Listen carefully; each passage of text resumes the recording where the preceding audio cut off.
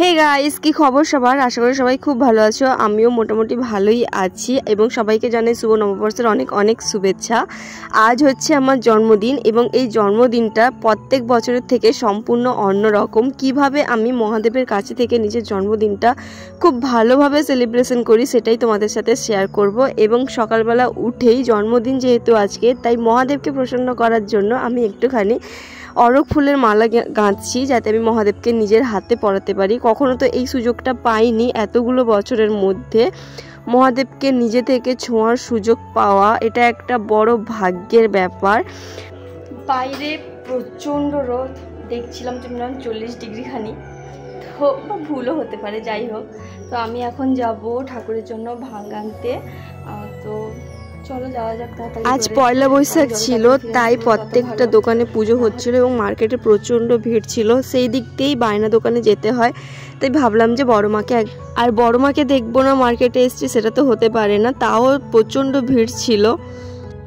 ভক্তা আছি, ঠাকুরকে ভাং দিব। হ্যাঁ মানে হ্যাঁ মানে দুধের সাথে যেটা দেয় সেইটা দাও। কথা না যে কলকাগুলো এগুলো তো গাঁজা ভাজা নাই না, সেগুলা যে কলকা আছে তো কলকা, হ্যাঁ কলকা আছে, সেগুলো 5টা দিবে। না এইটুকু যেতে আসতে অবস্থা একদম খারাপ, কেউ আসেনি। আমার জন্য একটু রাখবো না 5টা খানি? মোমবাতি সব জ্বালিয়ে দিছ? দেখো হ্যাঁ সোয়েটি রাখি দাও। তোমাদেরকে তো আগের ব্লগেই বলেছিলাম 3, 5, 7, 9 এবং আজকে হচ্ছে 5। তাই আজ জন্মদিন, তাই ভাবলাম যে আজকেও মহাদেবের মাথায় জল ঢালি নিজের নামে, নিজের হাজব্যান্ডের নামে। জানো তো ওই পাগলটাকে বারবার সাবধানে থাকতে বলার পরেও পাগলটা অ্যাসিড করে শরীরটা অসুস্থ করে বাড়িতে জ্বরে শুয়ে আছে। প্রচণ্ড মন খারাপ হয়ে গেছিলো শোনার পর থেকে, একটুও ঠিকভাবে থাকতে পারছিলাম না। তারপর বাবাকে প্রচুর ডেকেছি এবং এখন তোমরা যে ভিডিও দেখছো এই কিছুক্ষণ আগে ওকে ফোন করলাম, ও বললো যে আমি একদম সুস্থ আছি। এটাই হচ্ছে মহাদেবের লীলা। মহাদেবকে যদি কেউ মন থেকে ডাকে না, তাহলে সে যা চায় তাই পায়। শুধু মহাদেবকে মন থেকে ডাকতে হবে, একটু প্রসন্ন করতে হবে। যাই করো না কেন সবটাই যেন মন থেকে হয়, নিষ্ঠা সহকারে হয় এবং নিয়মগুলো যেন ঠিকঠাক পালন করা হয়।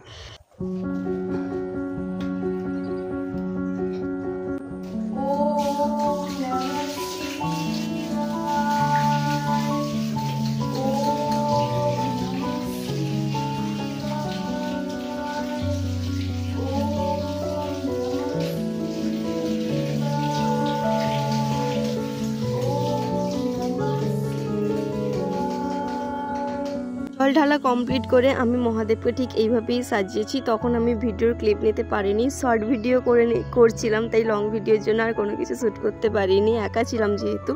তো বলো মহাদেবকে আমার জন্মদিনে আমি কেমন সাজিয়েছি? অবশ্যই কমেন্টে হর হর মহাদেব বলে লিখবে কিন্তু।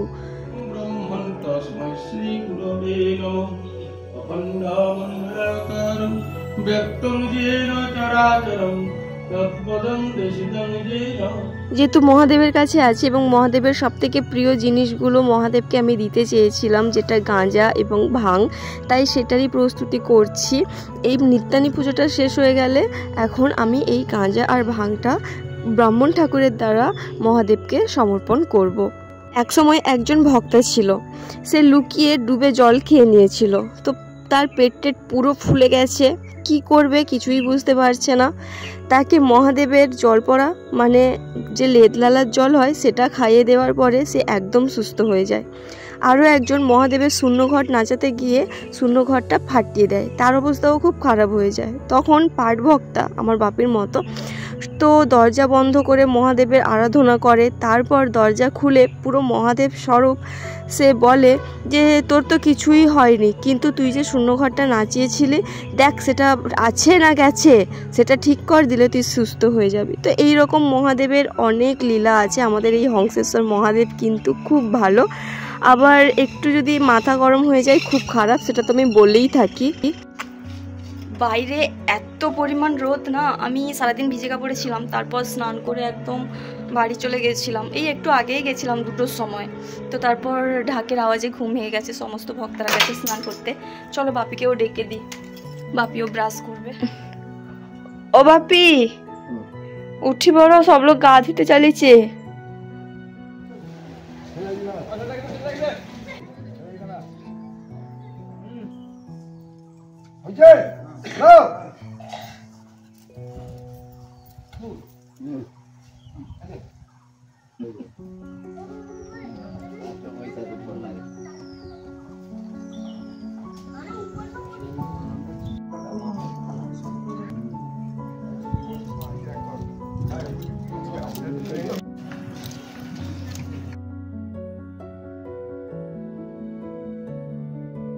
তোমাদের সাথে আরো একটা ঘটনা শেয়ার করি, যেটা আমার বাপির সাথে 2024 সালে ভক্ত থাকাকালীন ঘটে গেছে। বাপি ঝাঁটি কাটতে গেছিল রাত্রিবেলা।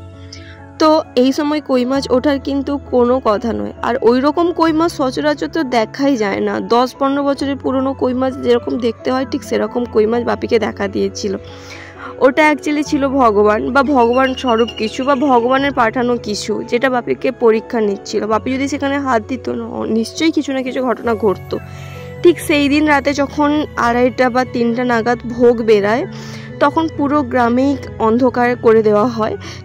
ঠিক সেই সময় ভোগের যে নিয়ম কানুন, বাপি ভোগটা মাথায় তোলার পরেই বাপিকে যেন কেউ মন্দির থেকে ঠেলে বের করে দিয়ে ভোগের যেখানে ভাসানো হয় সেই দিকে নিয়ে চলে যাচ্ছে। এবং ভোগ ভাসানোটা খুব রিস্কি হয়ে যায়, যেখানে 1 হাঁটু জলে নেমে ভোগটা ভাসাতে হয়। যদি বাপিকে কেউ না ধরে থাকে আর যদি সেখানে মহাদেবের মনে হয় যে তিনি নিয়ে নেবেন, তাহলে কিন্তু আর পাঠভোক্তা ফিরে আসতে পারে না। এরকম করে আমাদের গ্রামে কিন্তু 3-4 জন পয়তা সমেত ভক্তা কিন্তু মারা গেছে। ভগবান না করুক এরকম কোনো কিছু হোক, বাস আমি তোমাদেরকে ভগবানের কয়েকটা লীলার কথাই বলছি। তাই ভক্তা, আমি বারবারই বলছি, ভক্তা থাকো, ভালো মন থেকে থাকো, নিয়ম নিষ্ঠা মেনে থাকো, কিন্তু একটু 19-20 হলেই জীবন যেতে 2 সেকেন্ড সময় লাগে না।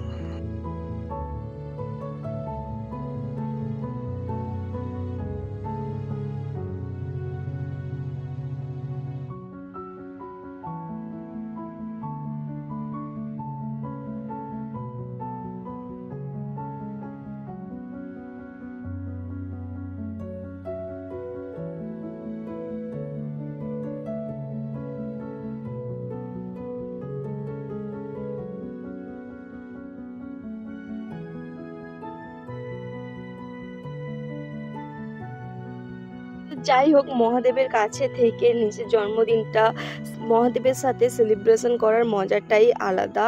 আর লোক তো যখন সেলিব্রেশন করে অনেক ভালো কিছু খায়, এবং আমরা ভোরবেলা যে ভক্তা ভাতটা খাই, মানে হাবিসটা খাই, সেটার স্বাদ সম্পূর্ণ অন্যরকম। কেউ যদি কখনো খেয়ে থাকো, নিশ্চয়ই সেটার মানে যে স্বাদ অমৃতের সমান। যে কোনো 5 স্টার হোটেল বা যে কোনো ভালো কেকের থেকে অনেক বেশি সেটা ভালো লাগে খেতে। তাই মহাদেবের কাছে থেকে আমার জন্মদিনটা এইভাবে সেলিব্রেশন করাটা আমার সারা জীবন মনে থাকবে।